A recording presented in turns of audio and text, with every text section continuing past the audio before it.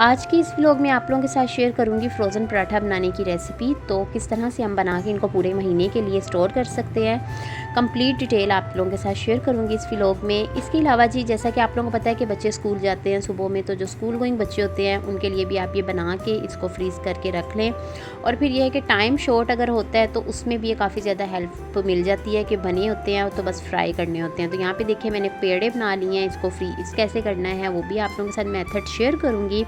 और ये देखिए जी, फ्रीज़ होने के बाद बिल्कुल ये बाज़ार की तरह ही होते हैं, जैसे बाज़ार के पराठे होते हैं ना, बिल्कुल इसी तरह से ये होते हैं। और अभी आपको मैं फ्राई भी करके दिखाऊंगी, तो आप लोगों ने कंप्लीट व्लॉग देखना है।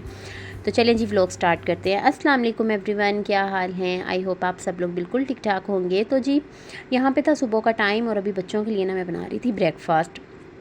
तो मैंने ना फ़्रोज़न पराठा बना के रखे होते हैं बच्चों के लिए, तो वो हो गए थे ख़त्म। आज मैं वो बनाऊंगी, लेकिन अभी यहाँ पे मैं बच्चों को दूंगी मार्जिन लगा के बंस पे, क्योंकि एक यही चीज़ है जो बच्चे शौक़ से खा लेते हैं, वरना पराठा तो बहुत ही ज़्यादा शौक़ से खाते हैं। तो अभी यहाँ पे मैं मार्जिन लगा रही हूँ बंस पे और बच्चों को ये लगा के दे दूँगी। हमारे यहाँ ना असल में इसका कॉन्सेप्ट भी था ना कि ये मक्खन है, बट ये मक्खन नहीं होता, ये जस्ट एक स्प्रेड के तौर पे ही इसको यूज़ किया जाता है। और बाकायदा पैकेट के ऊपर लिखा होता है कि ये मक्खन नहीं है, तो जस्ट एज आ ये टेस्ट ही है। मक्खन तो जो घर में बनाते हैं, मक्खन तो वही होता है सही ओरिजिनल, जिसका टेस्ट जो हम लोग खुद बना के देते हैं। तो यहाँ पे ये जी खैर बस गुजारा ही हो सकता है, यानी कि अल्टरनेट में इस तरह की चीज़ें ना मैं देती हूँ बच्चों को, वरना मैं कोशिश करती हूँ जो चीज़ें मैं घर में बना सकूँ ना वो मैं बच्चों को बना के दूँ। तो बस बच्चे नाश्ता कर लेंगे और नाश्ता करने के बाद चले जाएंगे स्कूल।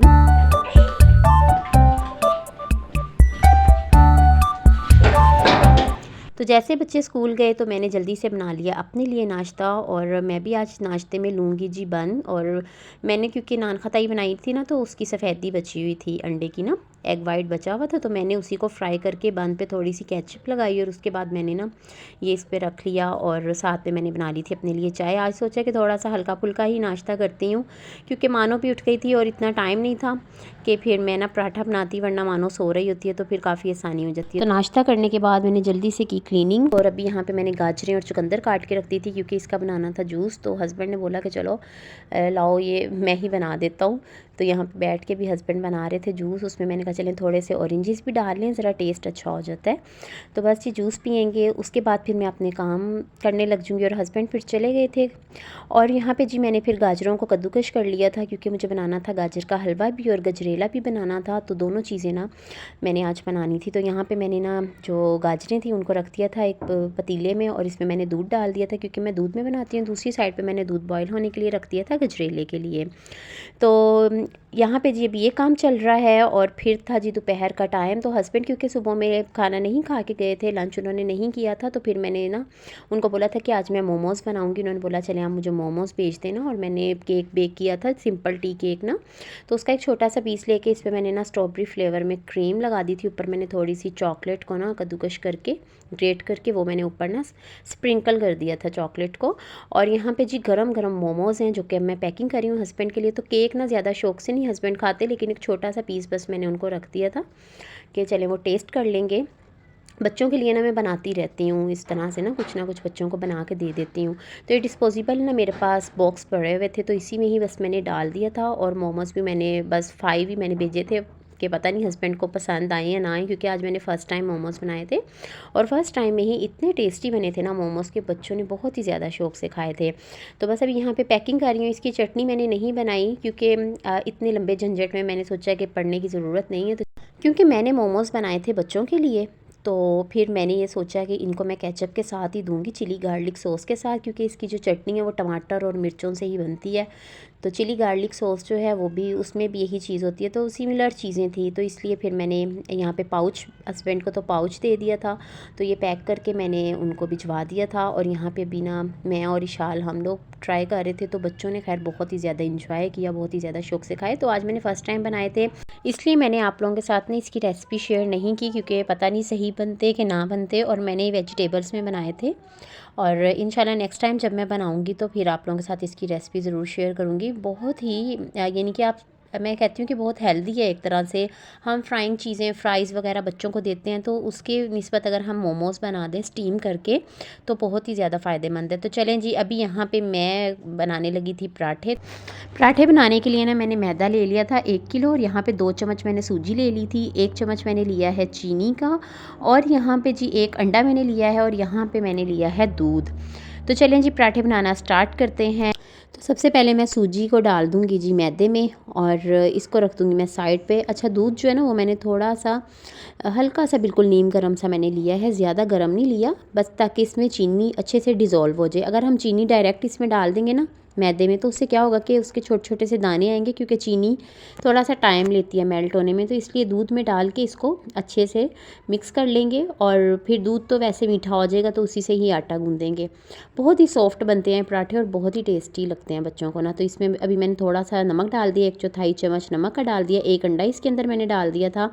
और यहाँ पे शाल मुझे कह रही थी कि आपने ऊपर बोल बनाया, आपने उसमें नहीं डाला, आपने ऐसे ही फेंक दिया। तो मैंने कहा चलो कोई बात नहीं, काम ऐसे ही हो रहा होता है। तो बस ये अभी इसको अच्छे से सबसे पहले मिक्स कर लूँगी तमाम तर चीज़ों को, और अब मैं इसमें डाल दूँगी दूध, और दूध से ना अब इसको गूँधती रहूँगी। ये पराठे बहुत ही ज़्यादा सॉफ्ट बनते हैं, इसमें किसी भी किस्म का कोई भी प्रिजर्वेटिव हम यूज़ नहीं कर रहे। इसको स्टोर करने के लिए बिल्कुल नेचुरल वे में इसको बनाएंगे, और नेचुरल वे में ही इसको आपको मैं फ्रीज़ करना बताऊँगी। तो आप ये महीने भर के लिए भी रख सकते हैं। इसके अलावा आप इसको रमज़ान में बना के आप रख सकते हैं, क्योंकि रमज़ान में भी सम टाइम ऐसे होता है ना कि टाइम बहुत ज़्यादा शॉर्ट होता है, तो उसमें फिर काफ़ी टाइम हो जाता है, या सहरी में लेट हो जाते हैं, तो उसमें भी आप ये पराठे ना बना के रख सकते हैं। मेरे बच्चे ये बहुत ही ज़्यादा शौक़ से खाते हैं। इसमें सूजी है, तो सूजी वैसे भी पराठों को बहुत ज़्यादा सॉफ्ट रखती है। तो यहाँ पे देखें जी, आटा मैंने गूँध लिया है इसका, बिल्कुल नॉर्मल जैसे हम आटा गूँधते हैं ना, बिल्कुल इसी तरह से ही इसकी डो लगानी है। और जब इसको मैं डिब्बे में रख दूँगी ताकि थोड़ा सा सेट हो जाए। आप लोग चाहें तो, अगर आप लोग ज़्यादा बना रहे हैं ना, तो आप फिर क्वांटिटी डबल कर दें। 1 अंडा मैंने यूज़ किया है, आप 2 अंडे बना लें, तो इसके 6 पराठे ना बन जाएंगे, जो कि 3 दिन मेरे इजीली निकल जाएंगे। असल में मैं ज़्यादा इसलिए नहीं बनाती क्योंकि छोटे बच्चे का साथ है, मेरे साथ मानो होती है, तो फिर मानो ना उतना ही मैं काम करती हूँ जितना कि मैं इजीली कर सकूँ, मैं उतनी ही एफ़र्ट कर पाती हूँ। तो यहाँ पे अभी ना मैं पेड़े बना लूँगी। पेड़े मैं नॉर्मल साइज़ के ही ले रही हूँ। तो इसमें सूजी है, तो सूजी का टेस्ट भी बहुत अच्छा आ रहा होता है, बहुत ही टेस्टी बनते हैं ये पराठे।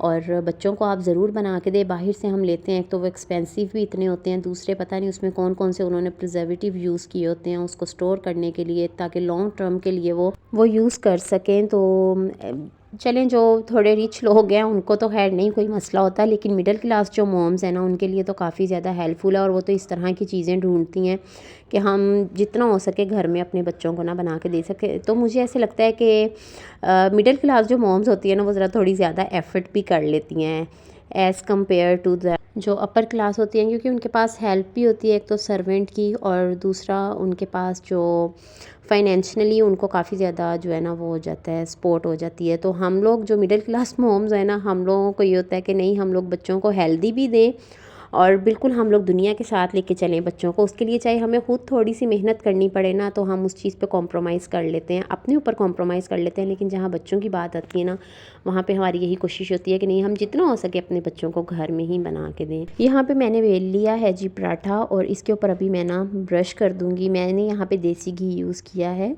अगर आपके पास देसी घी नहीं है, आप दूसरा घी ले लें। दूसरा घी भी अगर यूज़ नहीं करते तो आप ऑयल ले लें। अब इसके ऊपर ना मैंने कर दिया है मैदा थोड़ा सा डस्ट, और अब इस तरह से ना मैं इसके पराठा बना लूँगी।